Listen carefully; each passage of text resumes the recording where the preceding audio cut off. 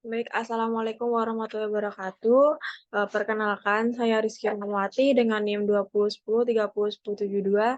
Di sini saya membuat video untuk memenuhi ujian praktikum Sport and Wellness, yaitu dengan tema para badminton. Nah, di sini saya akan menjelaskan beberapa.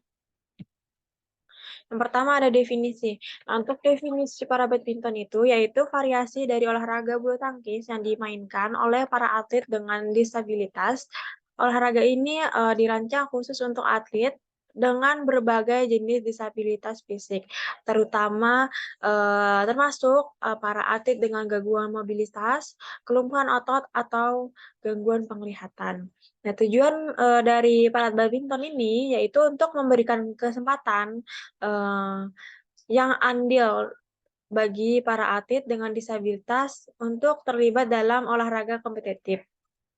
Para badminton ini memiliki aturan dan peraturan yang mirip dengan bulu tangkis reguler, namun dengan beberapa penyesuaian untuk memenuhi kebutuhan para atlet dengan disabilitas, yaitu eee, beberapa perubahan yang umum meliputi penyesuaian lapangan, peraturan pemilihan, dan pengguna kursi roda, dan perubahan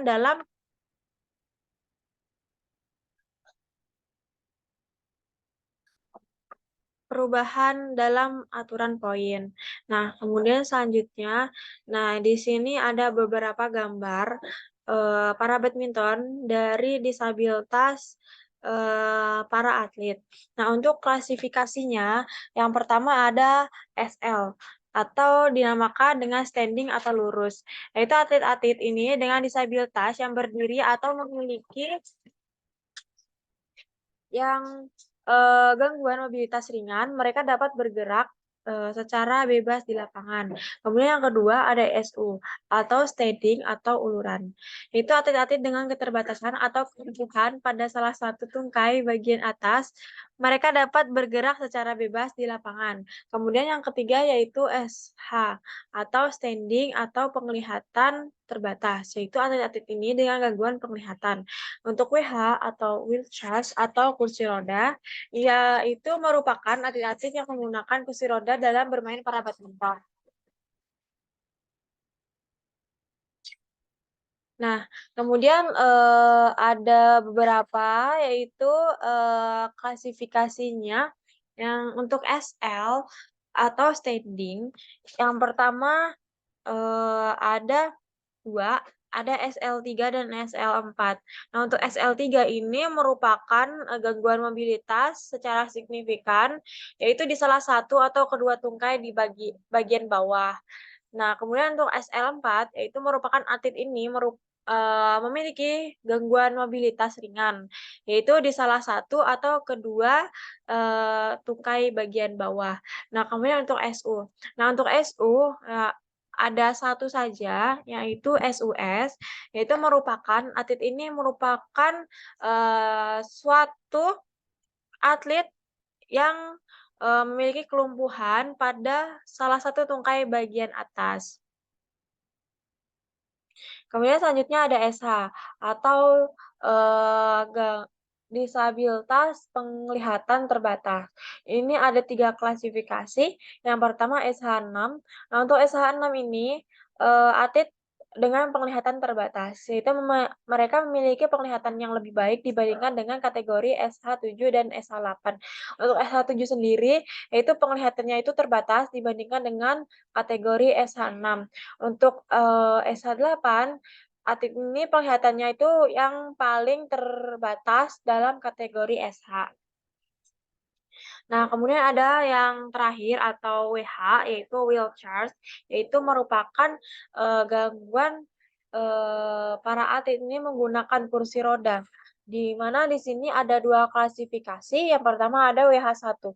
Untuk WH1 ini, atlet, dengan kelumpuhan pada kedua tungkai bagian atas dan bagian bawah. Nah, ini mereka menggunakan kursi roda dalam bermain dan memiliki keterbatasan mobilitas yang signifikan. Untuk, WH2, yaitu merupakan atlet ini, memiliki kelumpuhan pada kedua tungkai pada bagian bawah.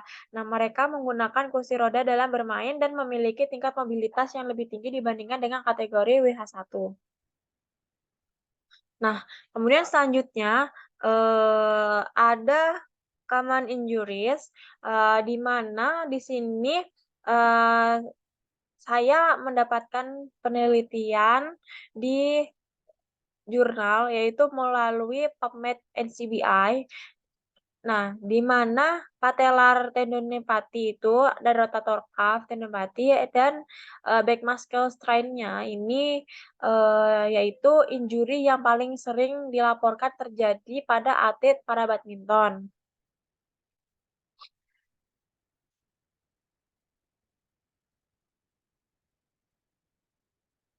Kemudian, untuk selanjutnya ada analisa dari gerakan berulang. Nah, untuk gerakan berulang ini, para badminton melibatkan gerakan lengan yang intensif dan berulang, seperti melempar kok, kemudian melakukan pukulan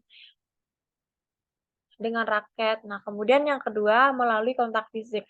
Nah, untuk kontak fisik, pada atlet para badminton, eee, olahraga ini di mana pemain ini sering berinteraksi secara fisik dengan lawan mereka. Nah, kemudian selanjutnya ada, melalui ketidakseimbangan otot.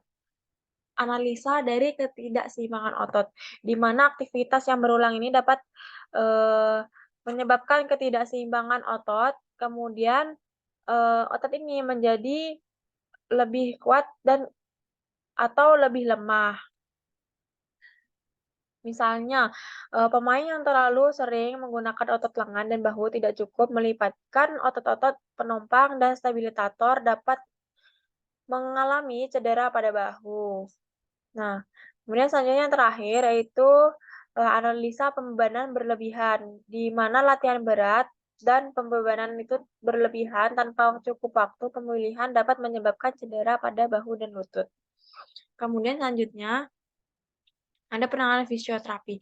Nah, penanganan fisioterapinya ini ada 6. Yang pertama ada evaluasi dan diagnosa, di mana fisioterapi ini akan melakukan evaluasi secara menyeluruh terhadap cedera yang dialami oleh, atlet para badminton. Kemudian yang kedua ada RICE, yaitu prinsip RICE itu ada rest, ice, compression, dan elevation. Nah, ini sering digunakan untuk meredakan peradangan awal dan mengurangi nyeri. Kemudian diistirahatkan area yang cedera, kemudian terapkan kompres dingin dengan menggunakan es. Lakukan kompresi ini dengan perban, kemudian ditekan dan angkat area yang cedera di atas, tingkat jantung untuk mengurangi pembekakan. Jadi, jika ada yang mengalami cedera, kita bisa melakukan yang lebih tinggi dan supaya darah ini mengalir ke jantung. Kemudian yang ketiga ada latihan penguatan dan stabilisasi, yaitu setelah, fase akut cedera, fisioterapi ini akan merancangkan program latihan untuk, memperkuat otot-otot di sekitar bahu dan lutut. Nah, ini untuk tujuannya untuk mengembalikan kekuatan dan stabilisasi dan keseimbangan otot yang diperlukan untuk, kembali beraktivitas. Nah, kemudian yang keempat, ada, terapi manual, di mana fisioterapi ini bisa melakukan teknik terapi secara manual untuk meredakan nyeri, memperbaiki mobilitas sendi, dan memfasilitas proses penyembuhan. Kemudian yang kelima ada mobilitas fisik, di mana, fisioterapi ini bisa memberikan intervensi, yaitu merupakan ultrasound, electrical stimulation, kemudian saraf listrik, electrical stimulation saraf listrik atau terapi laser dapat digunakan untuk mengurangi nyeri, meningkatkan sirkulasi, dan mempercepat penyembuhan jaringan. Kemudian yang terakhir ini ada rehabilitas fungsional, di mana setelah cedera sembuh, fisioterapi akan memfokuskan pada rehabilitas fungsional, pada gerak, si atlet ini. Sehingga atlet ini bisa melakukan latihan dan aktivitas secara, eee, kebiasaannya sehari-hari. Latihan ini digunakan untuk meningkatkan kekuatan fleksibilitas, keseimbangan, dan koordinasi, eee, dan akan lebih fokus utama pada tahap ini.